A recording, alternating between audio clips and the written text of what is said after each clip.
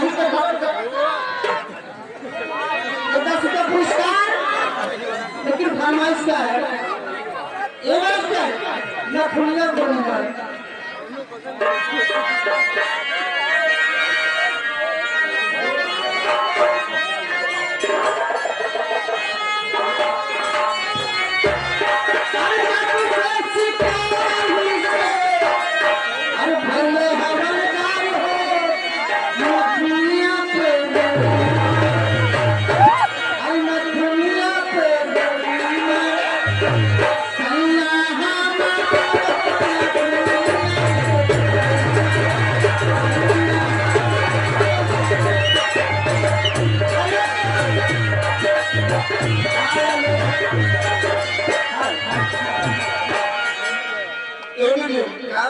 यानी कतारू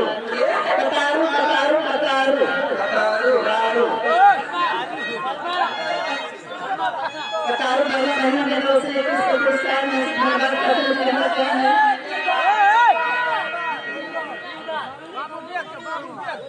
तीन बार कतारू कतारू अरे मैंने कहा बताएं कतारू कतारू कतारू धर्मा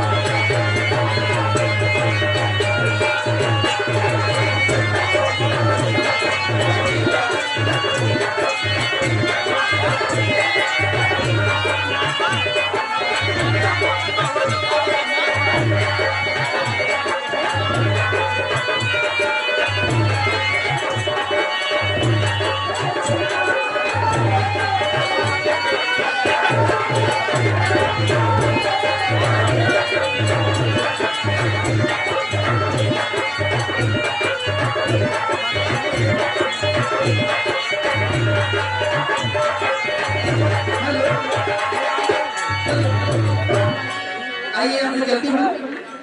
अकेले अकेले आएंगे तो मजा आएगा हेलो दीदी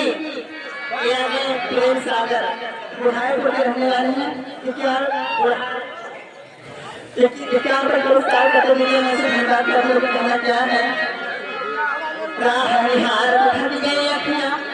कर देखा हो गई